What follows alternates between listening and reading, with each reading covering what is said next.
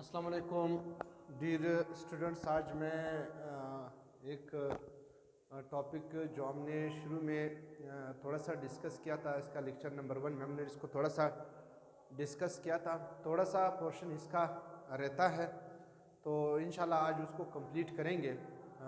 Lecture थोड़ा सा बड़ा भी है और थोड़ा सा कॉम्प्लेक्स भी है तो मेरे साथ रहेगा आखिर तक। इंशाल्लाह आज हम इसको फुली सॉल्व करेंगे, ठीक है।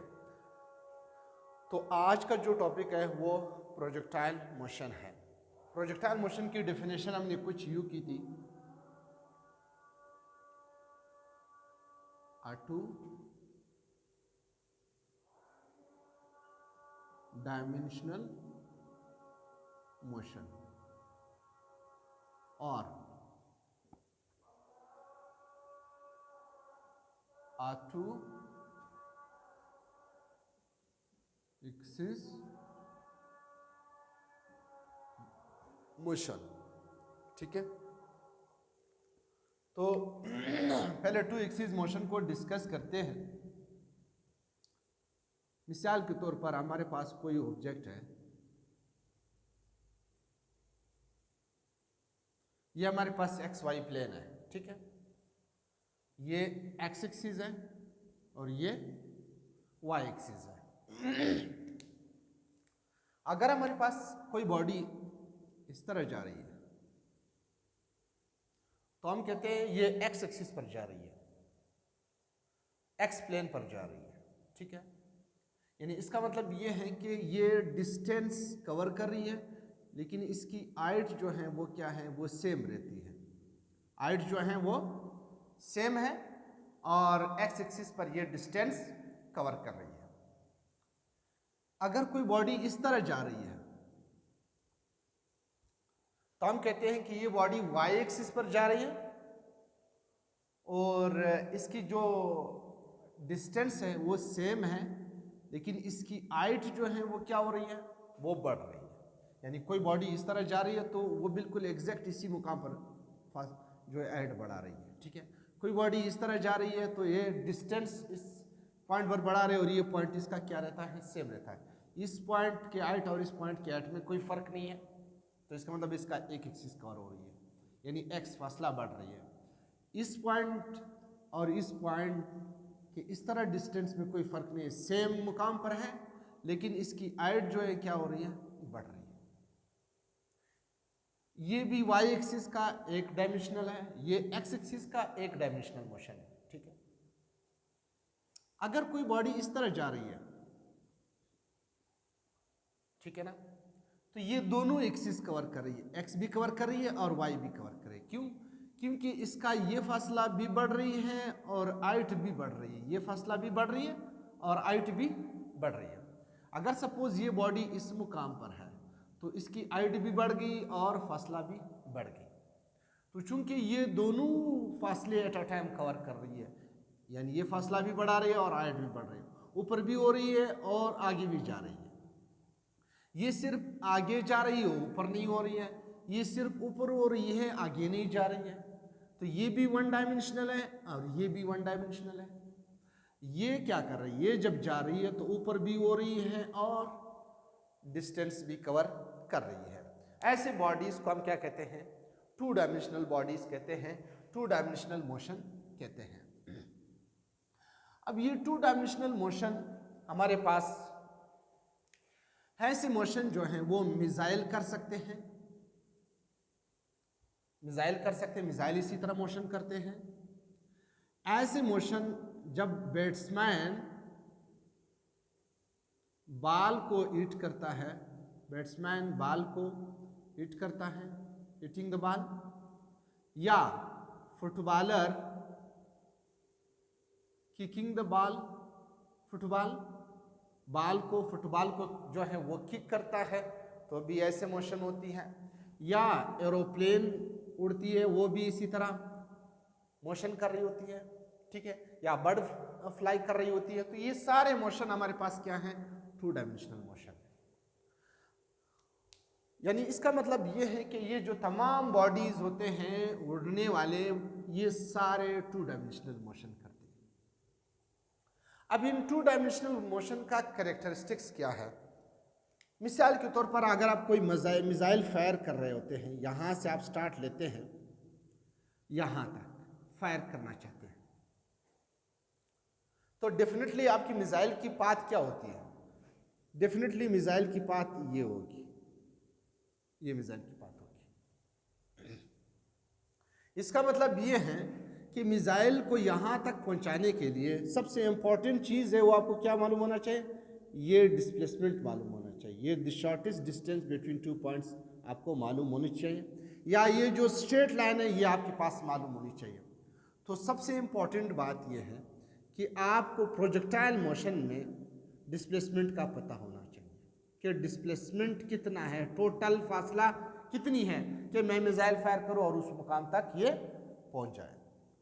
दूसरा कि आपकी मिसाइल की वेलोसिटी कितनी होनी चाहिए, ऐसा ना हो आप वेलोसिटी कम दे दे, मिसाइल इधर गिर जाए, ठीक है ना। पहला चीज़ क्या मालूम होनी चाहिए? डिस्प्लेसमेंट, फासला। दूसरा, मेरी मिसाइल कितनी स्पीड से जा रहा है और कितनी वेलोसिटी मैं दे दूं कि वो इधर पहुंच जाए। ऐसा ना हो मैं कम वेलोसिटी दे दूं, मिसाइल इधर गिर जाए, या बहुत ज़्यादा वेलोसिटी दे दूं, इधर गिर जाए, क्योंकि मैं मिसाइल को इधर फायर करना चाहता हूँ किसी मुकाम पर जो मैंने टारगेट कर रखा है, उसी टारगेट पर मैं एक्सपेरिमेंट करना चाह रहा हूँ, ठीक है। तो हो सकता है इधर आबादियाँ, पॉपुलेशन वगैरह होते हैं जो कि तबाह हो सकते हैं, लिहाजा मैं इस मुकाम पर जहाँ पे खाली जगह है, पहाड़ियाँ हैं, वहाँ पे मैं फायर करना चाहता हूँ। तो इसके लिए पहला चीज़ डिस्प्लेसमेंट, दूसरा मेरी मिसाइल जो फायर कर रहा हूँ उसकी वेलोसिटी कितनी होनी चाहिए, एक्स कंपोनेंट की वेलोसिटी भी और वाई कंपोनेंट की वेलोसिटी भी। डिस्प्लेसमेंट भी इसी तरह है, ये डिस्प्लेसमेंट भी आपको मालूम होना चाहिए और ये डिस्प्लेसमेंट भी आपको मालूम होनी चाहिए कि मिसाइल कितने डिस्टेंस पर मैक्सिमम हाइट पर पहुँचना चाहिए, ठीक है ना। तो पहला चीज़ क्या है कि आपको डिस्प्लेसमेंट का पता होना चाहिए, दूसरा चीज़ आपको वेलोसिटी का पता होना चाहिए, तीसरा चीज़ क्या है? तीसरा चीज़ ट्रेजेक्ट्री या डायरेक्शन क्या होना चाहिए। ट्रेजेक्ट्री क्या है, डायरेक्शन क्या है? The path of projectile, the path of projectile. Projectile इसी बॉडी को कहते हैं जो हवा में फायर करते हैं, इसको प्रोजेक्टाइल मोशन कहते हैं। इसका पाथ क्या होना चाहिए? हमें पाथ भी मालूम होनी चाहिए, डायरेक्शन भी मालूम होनी चाहिए। चौथा चीज़ जो हमें है वो ये है कि टाइम ऑफ फ्लाइट जो है वो हमें मालूम होनी चाहिए कि ये कितना टाइम तक जब मैं रिलीज़ करता हूँ और ये फिर ये टारगेट पर पहुँचता है, ये टाइम कितनी होनी चाहिए।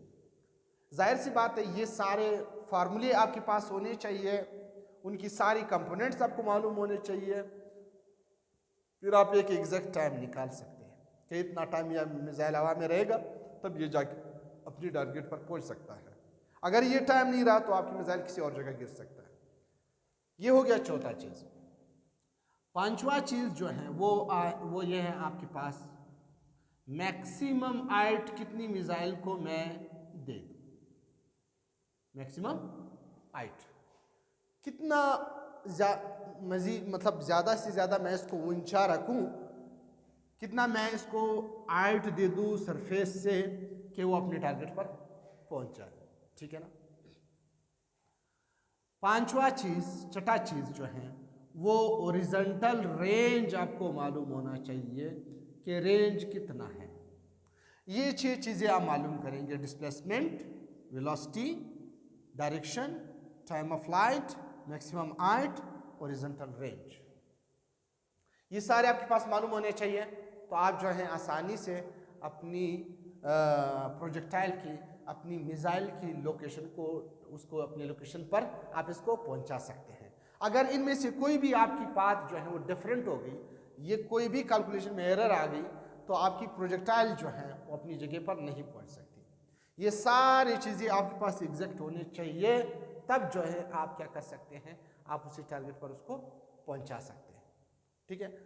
अभी इसके लिए हम पहला चीज़ देखते हैं, प्रोजेक्टाइल मोशन तो हमको समझ आ गया कि ये वो मोशन है जिसमें कोई बॉडी 2 डायमेंशनल मोशन कवर करती है, 2 एक्सिस कवर करती है, यानी एक्स भी कवर करती है और वाई भी कवर करती है, यानी एक्स भी कवर करती है, ये भी कवर करती है और ये भी कवर करती है। या 2 डायमेंशन है, 2 डायमेंशन में जा रही है, ये भी कवर कर रही है, ये भी कवर कर रही है, हाइट भी कवर कर रही है और डिस्टेंस भी कवर कर रही है। तो आते हैं डिस्प्लेसमेंट पर। मैं बहुत आसान तरीके से आप लोगों को समझाऊंगा, बहुत आसान फार्मूले सारे, या हमारे पास डिस्टेंस या डिस्प्लेसमेंट का फार्मूले के ज़रिए, फर्स्ट इक्वेशन के ज़रिए, सेकंड इक्वेशन के ज़रिए, थर्ड इक्वेशन के ज़रिए सारे वैल्यू को हम डिराइव करेंगे, ठीक है ना। तो पहला हम आते हैं डिस्प्लेसमेंट, ये फासला जो यहाँ से यहाँ तक है, इस फासले को मेजर करने के लिए हम इस फार्मूले का सहारा लेते हैं, S is equal to v multiplied by t, ठीक है।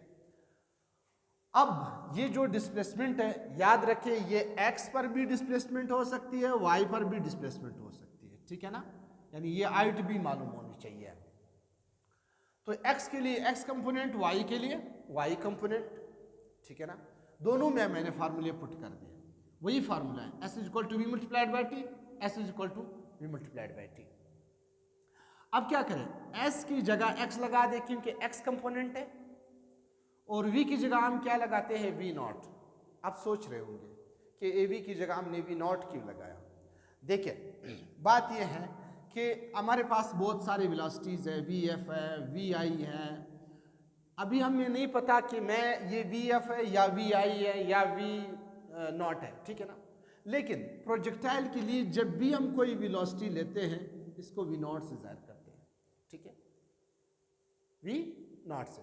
प्रोजेक्टाइल की जो भी वेलोसिटी होगी उसको हम किस चीज़ से ज़ाहिर करेंगे, v नॉट से ज़ाहिर करेंगे। यानी जहाँ भी v आएगी हम कोशिश करेंगे क्या लगाएंगे, v नॉट लगाएंगे, क्योंकि ये v नॉट ना इनिशियल है ना फाइनल है, बल्कि एक अलग वेलोसिटी है जो कि प्रोजेक्टाइल की है। तो प्रोजेक्टाइल की वेलोसिटी को आप v नॉट से ज़ाहिर करते हैं, इसलिए s की जगह मैंने x लगा दिया, चूंकि v है, vi भी हो सकती है, vf भी हो सकती है, इसलिए मैं इसके लिए एक v वेलोसिटी लिखता हूँ, वो क्या है, v नॉट है।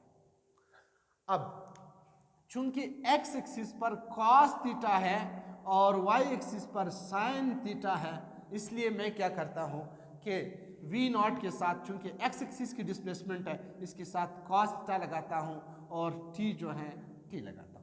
याद रखिए इस क्रॉस का मतलब ये नहीं है कि ये क्रॉस की जगह हम साइन लगाते हैं या कॉस लगाते हैं, ये एक अलग तरीकाकार है, ठीक है। v की जगह v नॉट, कॉस्टा की जगह सॉरी x एक्सिस है, उसकी जगह हमने क्या लगा दिया, कॉस्टा, और t अपनी जगह पे आ गया। इसका मतलब है v किस के बराबर आ गया, v नॉट के बराबर आ गया, ठीक है ना। ये हो गया आपका x कंपोनेंट का डिस्प्लेसमेंट। y कंपोनेंट का डिस्प्लेसमेंट, y कंपोनेंट y की जगह s लगाते हैं, ठीक है ना, सॉरी फार्मूला लगाते हैं s equal to v multiplied by t, चूंकि y एक्सिस का डिस्प्लेसमेंट हम मालूम करना चाहते हैं, क्योंकि ये डिस्प्लेसमेंट हमें मालूम होनी चाहिए, तो हम क्या करते हैं, y लगाते हैं, v की जगह v नॉट लगाते हैं, वही बात है जो हमने पहले की, और sin थीटा लगाते हैं t। sin थीटा क्यों लगाते हैं, क्योंकि हम y एक्सिस के डिस्प्लेसमेंट मालूम करना चाहते हैं, इसलिए y is equal to v naught sin थीटा, और t उसके साथ आ जाएगा sin थीटा t। ये हो गया आपके y कंपोनेंट के डिस्प्लेसमेंट। यानी अगर आपने डिस्प्लेसमेंट को कैलकुलेट करनी है तो प्रोजेक्टाइल मोशन में ये फार्मूला पुट करके v नॉट की वैल्यू लगा के, cos की वैल्यू लगा के, टाइम की वैल्यू लगा के आपके पास इसका x एक्सिस का डिस्प्लेसमेंट आ जाएगा, ठीक है। तो ये फार्मूला है जो कि प्रोजेक्टाइल की डिस्प्लेसमेंट के लिए इस्तेमाल होती है, ठीक है ना। दूसरा चीज हम क्या मालूम करना चाहते हैं, वेलोसिटी। वेलोसिटी को किस चीज से मालूम करते हैं, वेलोसिटी को भी बहुत आसान फार्मूले से मालूम करते हैं। फर्स्ट इक्वेशन का सहारा लेते हैं और वेलोसिटी मालूम करना चाहते हैं, ठीक है ना। फर्स्ट इक्वेशन, अब फर्स्ट इक्वेशन हमारे पास क्या है, v बराबर है vi plus a T, v बराबर है vi plus a T, x component की वेलोसिटी, y कंपोनेंट की वेलोसिटी, ठीक है ना। एक चीज याद रखें कि यहाँ पे एक तो हम v नॉट लेते हैं, दूसरा a की जगह हमेशा कोशिश करते हैं माइनस g लगाते हैं, क्योंकि the projectile is moving against gravity. Projectile जो है वो ग्रेविटी के खिलाफ मोमेंट कर रहा है। एक मिनट,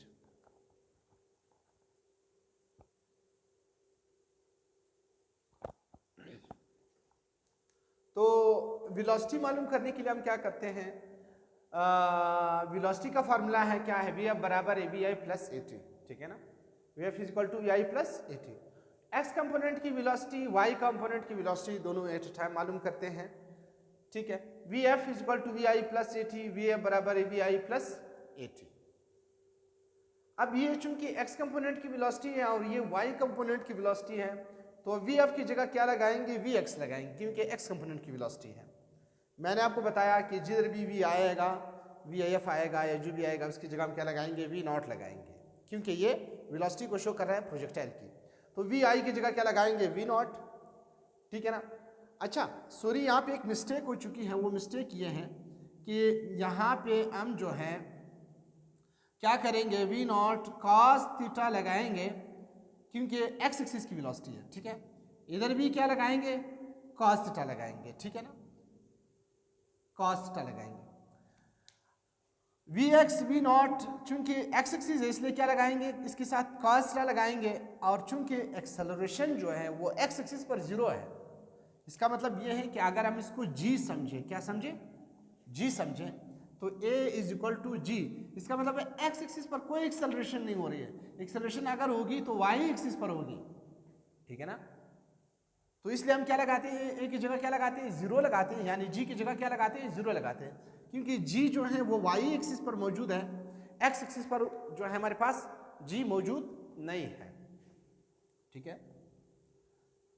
अच्छा अब इसका मतलब ये हुआ कि हमारे पास अगर ग्रेविटी हम कंसिडर कर ले, ग्रेविटेशनल एक्सेलरेशन हम कंसिडर कर ले, तो वो वाई एक्सिस पर मौजूद है, यू मौजूद है। अब एक्स एक्सिस पर कोई ग्रेविटी मौजूद नहीं है, क्योंकि प्रोजेक्टाइल ये मोशन भी कवर कर रहा है, ये भी कवर कर रहा है। तो इसके लिए, इस एक्सिस के लिए हम ए को क्या लेते हैं, जीरो लेते हैं, या जी को हम क्या लेते हैं, जीरो लेते हैं। इस एक्सिस पर प्रोजेक्टाइल यू जा रहा है, जबकि ग्रेविटी यू मौजूद है, प्रोजेक्टाइल यू जा रहा है, ग्रेविटी यू मौजूद है, इसलिए उसके लिए जी क्या लेंगे, माइनस जी लेंगे, ये चीज़ ध्यान में रखें, ठीक है ना। लिहाजा जी की जगह हम क्या लगाते हैं, जीरो, तो जीरो ज़रबेटी जीरो, तो आपके पास जो एक्स कंपोनेंट की वेलोसिटी है वो क्या हो जाएगी, v x v naught cos theta हो जाएगी, ठीक है ना। अच्छा आते हैं दूसरे वाई कंपोनेंट पर, वी एफ बराबर है v i plus a t, तो v y is equal to v naught sine theta. ए किस चीज को शो कर रहा है, ए जी को शो कर रहा है ना, तो इसलिए हम ए की जगह क्या लगाएंगे, माइनस जी लगाएंगे, बिकॉज ग्रेविटी इस तरह एग्जिस्ट कर रही है और हम इस तरह जा रहे हैं, we are against, moving against the gravity, ठीक है ना। अगर हम वाई कंपोनेंट कंसिडर कर लें इसका, तो माइनस जी लगाएंगे जी टी, साइन थीटा इसलिए लगा दिया क्योंकि वाई एक्सिस की वेलोसिटी है, तो v y is equal to v naught sine theta minus g t, यानी इसका मतलब इसका फार्मूला ये हो जाएगा। ये आपके पास हो गया velocity at y axis. Velocity at y axis के बाद हम क्या करते हैं, कंबाइंड वेलोसिटी प्रोजेक्टाइल मालूम करते हैं कि प्रोजेक्टाइल की कंबाइंड वेलोसिटी कितनी है, यानी इसका मतलब ये है कि वी एक्स और वी वाई को कंबाइन करके हम वेलोसिटी मालूम करेंगे। तो कंबाइंड वेलोसिटी मालूम करने के लिए हम क्या करते हैं, v t is equal to v x plus v y, दोनों को कंबाइन करते हैं, v t v x v y, v x की वैल्यू यहाँ से इधर पुट करते हैं और वी वाई की वैल्यू यहाँ से पुट करते हैं इधर, सही है। मैग्नीट्यूड फाइंड करने के लिए हम क्या करते हैं, एक बार स्क्वायर लेंगे, फिर हम क्या करेंगे, इसका रूट लेंगे, ठीक है ना, स्क्वायर रूट लेंगे, ठीक है। तो पहला हम जब इसका स्क्वायर लेंगे, इसका भी स्क्वायर, इसका भी स्क्वायर और इसका भी स्क्वायर, सही, ये वी स्क्वायर और इसके अंडर रूट, ये v square naught cos naught v naught square cos square under root, ठीक है ना, v naught sine square plus g t square. आप समझेंगे ये कहाँ से आ गया, ये हमारे पास ए है, ये हमारे पास बी है, इसका मतलब ये है कि ये माइनस बी का स्क्वायर है, तो ये बराबर है किस चीज़ के, a square plus b square minus 2ab। ये फार्मूला इस तरह ओपन हो जाती है, ठीक है। अब ये फार्मूला ओपन होने के लिए क्या होगा कि वी नॉट का स्क्वायर, क्योंकि ये हो गया ए स्क्वायर, फिर बी क्या है, जी टी है, तो जी टी का स्क्वायर, फिर क्या होगा 2ab, so 2v not sine theta g t यानी ए बी, समझ गए ना। पहले इसका स्क्वायर ले लो, ले लिया, फिर इसका स्क्वायर ले लो, ले लिया, फिर इन दोनों को 2ab के साथ कंबाइन करो, तो वही हुआ ए स्क्वायर, ये तो वो क्या है, ये v naught square sine square theta फिर बी स्क्वायर, सो बी ये है g square t square, plus है तो इधर प्लस लग जाएगा, माइनस है माइनस आ गया, टू फार्मूले का आ गया, ए आ गया, ए क्या है v naught square, v naught sine theta है, ठीक है ना, और वी नॉट साइन थीटा, और बी क्या है तो इधर बी क्या है जी टी है, जी टी लगा दें, सही। अच्छा वी नॉट स्क्वायर कॉमन लेंगे, इन दोनों में कॉमन ले लिया, का स्क्वायर साइन स्क्वायर थीटा अलग करते हैं। मैथमेटिक्स में आप लोगों को पता है कि का square theta plus sine square theta is equal to 1, ये 1 के बराबर है, ठीक है ना। तो इसलिए हमने इसकी जगह क्या लगा दिया, 1 लगा दिया, v naught square plus g square t square minus 2 v naught sine theta g t, ये हो गया आपके पास वेलोसिटी ऑफ द प्रोजेक्टाइल। अब डायरेक्शन मालूम करने के लिए प्रोजेक्टाइल की डायरेक्शन क्या है या ट्रेजेक्ट्री क्या है, so tan theta is equal to किस चीज के बराबर है, y axis divided by x axis, velocity of y at y axis, velocity at x axis, क्योंकि प्रोजेक्टाइल जो है वो इस सिम्स में मोशन कर रहा है, तो ये 10 एक्सिस पर जा रहा है, तो ये y और x का कंपोनेंट है, इसलिए वी वाई और वी एक्स, वी वाई की वैल्यू क्या है v naught sine theta minus g t है, और वी एक्स की वैल्यू क्या है वी नॉट कॉस थीटा है। तो ये फार्मूला हो गया डायरेक्शन का या प्रोजेक्टाइल के ट्रेजेक्ट्री का।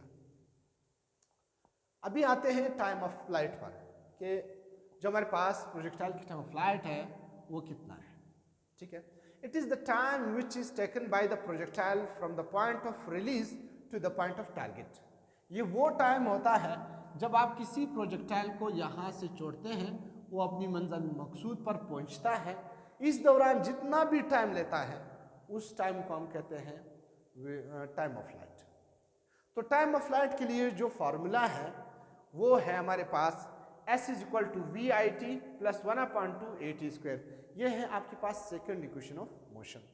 सेकंड इक्वेशन ऑफ मोशन के जरिए हम प्रोजेक्टाइल की फासले को टाइम ऑफ फ्लाइट को मालूम करते हैं। अब हम इधर क्या करते हैं, s की जगह क्या लगाते हैं 0 लगाते हैं, ठीक है ना। वी आई की जगह क्या वही लगाते हैं वी नॉट, ठीक है। टी उस अच्छा ये चूंकि वाई एक्सिस पर जो है इसका प्रोजेक्टाइल की जो डिस्टेंस है वो 0 होता है, क्योंकि वो एक्स एक्सिस पर हम इसकी डिस्टेंस को काउंट करते हैं, वाई एक्सिस पर हम इसकी डिस्टेंस को डिस्प्लेसमेंट को काउंट नहीं करते हैं, तो इसलिए हम इधर क्या लगाते हैं, देखो एक प्रोजेक्टाइल अगर हम काउंट करते हैं, उसकी मोशन को अगर हम काउंट करते हैं, उसके फासले को अगर हम काउंट करते हैं, तो हम उसकी एक्स एक्सिस पर डिस्प्लेसमेंट को काउंट करते हैं, तो वाई एक्सिस पर डिस्प्लेसमेंट हम इसकी क्या लेते हैं 0 लेते हैं, ठीक है। जब वाई एक्सिस पर हम 0 लेते हैं, वी की जगह क्या लगाते हैं वी नॉट, वाई एक्सिस पर डिस्प्लेसमेंट 0 लेते हैं इसलिए क्या लगाते हैं साइन थीटा, और टी उसी के साथ आ जाएगा प्लस 1/2, ये जो है फिर माइनस जी लेते हैं, क्योंकि प्रोजेक्टाइल की जो वेलोसिटी है वो वाई एक्सिस में माइनस जी के बराबर है टी स्क्वायर, ठीक है। माइनस दर plus minus 1/2 g t square, 1/2 g t square इस तरफ आ जाएगा प्लस हो जाएगी 1/2 g t square v naught sine theta t, ठीक है ना। ये टी स्क्वायर है, एक टी अलग कर दो इधर लगा दो, ये टू इस तरफ डिवाइड इस तरफ जाएगा मल्टीप्लाई हो जाएगा, ये जी इस तरफ मल्टीप्लाइड इस तरफ जाएगी डिवाइड हो जाएगी, ये टी इधर एक आ जाएगी, एक टी इधर रह जाएगी, ये टी कैंसिल, और टाइम फ्लाइट का जो फार्मूला है वो है 2v नॉट साइन थीटा जी। अब आते हैं हम ओरिजेंटल रेंज और मैक्सिमम हाइट की तरफ।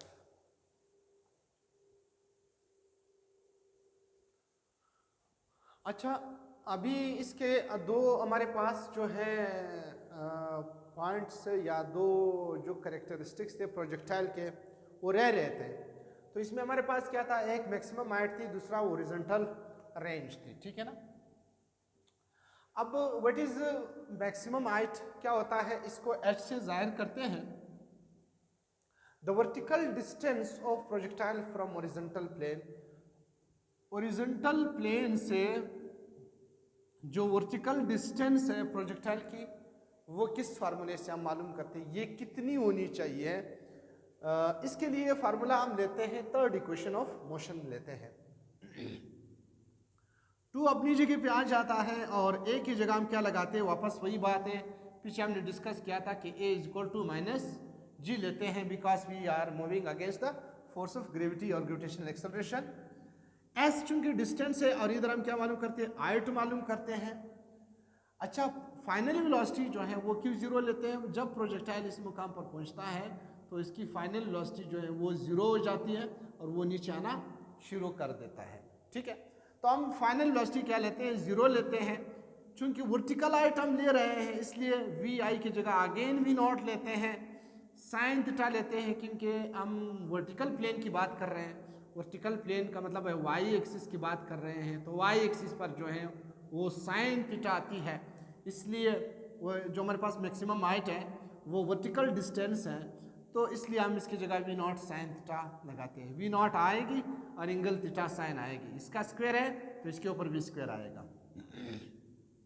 ये हो जाएगा -2gh और ये हो जाएगा -v not sine square theta. Minus और माइनस कैंसिल हो जाएगा, h इसी तरफ रह जाएगी, 2g इस तरफ जाएगा, डिवाइड हो जाएगी, और ये फार्मूला है आपके पास किस चीज़ की, मैक्सिमम हाइट की। तीसरा चीज़ हमारे पास जो नेक्स्ट लास्ट वाला है वो हमारे पास है हॉरिजॉन्टल रेंज। हॉरिजॉन्टल रेंज क्या है, the distance covered by a projectile along x axis, वो जो फासला है प्रोजेक्टाइल ने कवर कर दी एक्स एक्सिस के, इसको क्या कहते हैं, रेंज कहते हैं। शुरू में हमने डिस्प्लेसमेंट मालूम कर दी, हमने ये फासला मालूम की थी, क्योंकि अब ये जो है उसका रेंज बन रहा है। ठीक है ना, इस तरह मोशन कर रहा है, तो S is equal to V multiplied by T। Again इस फार्मूले से हम मालूम करते हैं, S की जगह चूंकि रेंज मालूम करें, S की जगह R लगाते हैं, V की जगह V नॉट लगाते हैं, cos थीटा लगाते हैं, T लगाते हैं, फिर हमारे पास V की जगह हम क्या लगाते हैं, प्रोजेक्टाइल की वेलोसिटी है, V नॉट लगाते हैं, cos थीटा क्यों लगाते हैं, cos थीटा इसलिए लगाते हैं कि अगेन हम x एक्सिस पर डिस्प्लेसमेंट को मालूम कर रहे हैं। ठीक है, तो V नॉट cos थीटा ज़र T, T की जगह क्या लगाते हैं, T की जगह टाइम ऑफ फ्लाइट लगाते हैं। टाइम ऑफ फ्लाइट किस चीज़ के बराबर था, 2V not sine theta divided by G, ये टाइम ऑफ फ्लाइट है। ठीक है ना, जो हमने पीछे किया था, तो इसकी जगह ये वैल्यू लगाते हैं, यानी V नॉट cos थीटा अपनी जगह पे, T की जगह वो वैल्यू कंप्लीट लगाते हैं टाइम ऑफ फ्लाइट की जगह। V नॉट आएगा स्क्वायर, G आएगी इधरी, 2 आएगा बाहर, cos थीटा sin थीटा या sin theta cos theta formula बनाने के लिए। ठीक है, इन दोनों को एक जगह से रिप्लेस कर लेते हैं। ठीक है, मैथमेटिक्स का फार्मूला है कि अगर आपके पास ये फार्मूला आ जाती है 2 sin थीटा cos थीटा, तो ये फार्मूला है मैथ्स का जो कि sin 2 थीटा के बराबर है। इसलिए हम क्या करते हैं, V not square over G, 2 sin theta cos की जगह sin 2 थीटा लगाते हैं। इसका मतलब ये है कि horizontal range of the projectile is dependent upon the angle of projection. Angle of projection पर डिपेंड करती है। अब अगर आप एंगल 45 रखते हैं किसी भी प्रोजेक्टाइल में, 45 डिग्री रखते हैं, तो आपका प्रोजेक्टाइल जो है वो मैक्सिमम रेंज कवर करेगा। ठीक है, on the surface of the earth. उसकी रीज़न क्या है, उसकी रीज़न कोरियोलिस फोर्स है जो कि मुसलसल प्रोजेक्टाइल पर लग रही होती है। अच्छा, इसमें एक और इम्पॉर्टेंट चीज़ जो हमने वो कर दी है, जो हमने निगलेक्ट कर दी है, वो है इफेक्ट ऑफ एयर रेजिस्टेंस, कि एयर रेजिस्टेंस का प्रोजेक्टाइल के मोशन पर क्या असर है। ठीक है, effect of air resistance, effect of air resistance